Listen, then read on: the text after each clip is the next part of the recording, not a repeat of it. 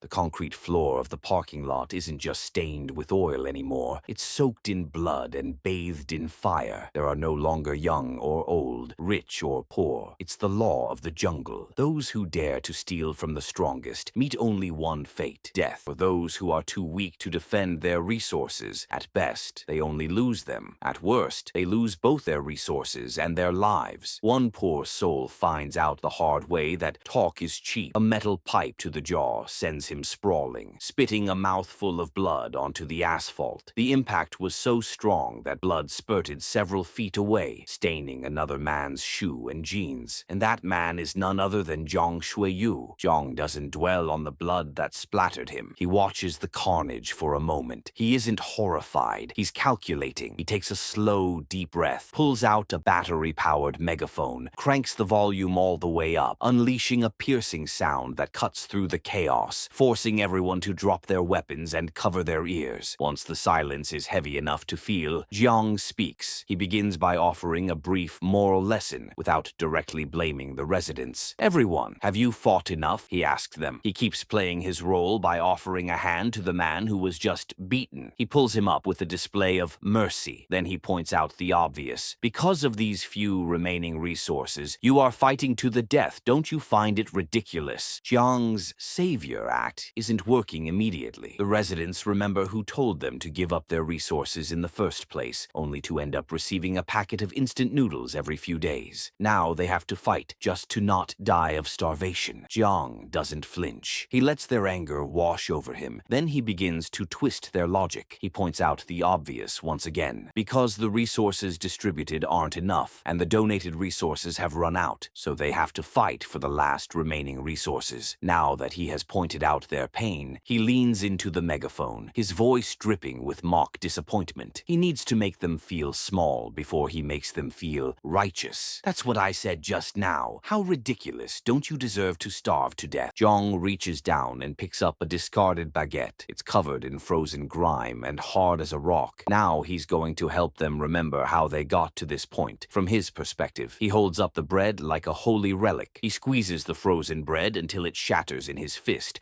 while telling them that a bread like this was originally a few dollars, but those with abundant resources raised it to tens or even hundreds of dollars. While he's talking, he keeps crushing the bread, the crumbs falling like snow. He opens his hand, letting the last of the crushed bread blow away in the drafty garage. His action wasn't a coincidence. He uses it as a symbol to show the residents just how badly they've been all squeezed dry by those who drove up prices. These same people who split a piece of bread into 5 or even 10 pieces to sell them at auction. Now that he has made them feel understood and not guilty, it is time to identify a clear common enemy, and the target are those who manage to get rich using this disaster, as he said. And for all of them, not only did they use up all their money, now they are even having an internal strife due to these few remaining resources. The atmosphere in the parking lot changes. Zhang Shuiyu's speech is starting to have an impact. The residents stop looking at each other's throats, and this is also the right moment for Zhang Shuiyu to deliver the final blow, playing the victim card against the culprits. Zhang leans into the crowd, his voice dropping into a conspiratorial tone. "Isn't that ridiculous? They are the ones who have plenty of resources but did not donate any. They are the ones who raised the prices with malice. But we are the ones who are going to starve to death. Is that fair?" Jiang stands tall. His voice rises as his fist is raised. "What should we be doing right now? Shouldn't we stand united and go get back the resources that belong to us?" The logic takes hold. The residents begin to nod. It comforts them to think that they are the victims, their murmurs growing into a rhythmic chant of discontent. "What he said is right. This isn't freaking fair," said one of the residents. Zhang Shuiyu has successfully transformed a desperate, fractured group of people into a unified, vengeful mob. He's turned envy into a virtue and theft into justice. His smile says a lot about what he thinks of them as the crowd takes up arms again. Brother Lee slips away from the chaos. After seeing people practically go crazy, he senses that something bad is about to happen. As soon as he moves away from the crowd, he immediately pulls out his phone. Upstairs, Han Feng has no idea what's going on. He's sprawled on the couch, a book on his face. The sudden, frantic buzzing of his phone wakes him up. It's Brother Lee. He informs him that people have gone mad and are about to go go out and snatch resources. At first, Han Feng simply asks him who they are. Then the gravity of the situation hits Han Feng like a physical blow as the next messages arrive, the one with the surname Jiang. He's inciting the owners to snatch resources from others. They are going from door to door, prying their locks. That's not all. They all have weapons with them. Brother Li advises Han Feng to hide, and above all, not to confront them. Han Feng doesn't wait. He double locks his door, lowers the curtains, and begins to think about the situation. He hadn't expected things to turn out this way. Even though he had 2 weapons just in case, he was facing neighbors who were starving and blinded by madness. If his food supplies were discovered, they would definitely eat him up, leaving nothing but bones. In any case, he needs to get ready. He walks into his storage room. He takes out the fire extinguishers, some cables, and his tool bag. He attaches an object, probably a high-voltage deterrent device, to his door with tape, then connects 2 cables to it. As Han Feng unrolls the rest of the cable, the lights suddenly go out. The darkness isn't just in his room. It's everywhere. The neighborhood has been swallowed by the night. Through the thick glass of the windows, the muffled shouts of neighbors begin to echo. Some residents are trying to contact the management, but they can't reach them. There's no signal. This doesn't surprise Han Feng. With the snowstorm and the overload usage of power trying to keep warm, this would have happened sooner or later. He turns back to his living room, moving toward the heavy generator he's kept ready for this exact moment. He already knows that the electricity situation is going to get worse. The buildup of snow and low temperature outside have made it impossible for any maintenance, which means the power failure and signal loss this time might be permanent. The sound of fuel sloshing into the generator's tank is rhythmic and steady. Han Feng isn't just preparing for a night without light. He's preparing for a world without power supply. Once the owners realize that the power is never coming back, those feelings of panic will lead to an even more serious rebellion. That's when the real hell begins. With a sharp pull of the starter cord, the generator roars to life, vibrating through the floorboards. 30 minutes before the blackout, Lee Hyuna is comfortably ensconced in a different apartment. She's eating warm noodles, looking satisfied. Across from her sits a man who radiates arrogance. I mentioned in the group chat previously, I will buy all resources at 50 times the market price. Those paupers immediately shut their mouths, said the man arrogantly while puffing on a cigarette. The room is well heated, and the man is well dressed, wearing a shirt, tie, and a vest. This man is one of those responsible for the rise in prices, and he doesn't hesitate to brag about it. I only spent 500+ thousands for all these resources. I also took some of them to auction for a high price. All those paupers were fighting to buy them from me. I managed to earn quite a bit, he told Hyuna. After boasting about his deed, he leans in, caressing Hyone's cheek with a greasy smile. How is it? Following me was the correct choice, right? He asks Hyuna. Hyuna leans into the touch, smiling sweetly, her loyalty bought by the noodles. This man isn't acting out of pure generosity. He has other reasons for deceiving Hyuna. In his mind, as long as he has resources, he will be able to do anything he wants with her. Suddenly, the sound of heavy boots and muffled voices begins to leak through the door. What's the situation on this level? I remember the units here are all taken. The voices in the hallway grow clearer. The few of you open this unit first. Bring the tools over. The man with Hyuna is annoyed. He wonders why it's so noisy outside in the middle of the night. He rushes to the door and stands there listening to what's going on. The people outside. Hey, are you sure this is the unit? Yes, I saw this guy buying resources from many owners. I remember now as well. It's this fellow. He was the one spearheading in the group chat about raising prices. Stop dawdling. Just kick it open. Just as the man realizes that the people outside might be talking about him, he is knocked back by a blow to the door, meant to force it open. The man stepped back slightly from the door, while the people outside continued to pound on it, trying to force it open. Hyuna stands up, her bowl of noodles forgotten. Her eyes widened in horror with every blow to the door. Meanwhile, the man stands frozen in front of the door, completely confused. Just as the wood splinters and the lock gives way, the blackout hits. The lights die, leaving the building in total darkness. In the doorway, silhouetted against the dim light of the hallway, stands a wall of men. They aren't neighbors anymore. They are shadows holding baseball bats. They are driven by the hunger that has built up over days and by Jiang's promised justice. This is the end of this chapter. Thank you for watching.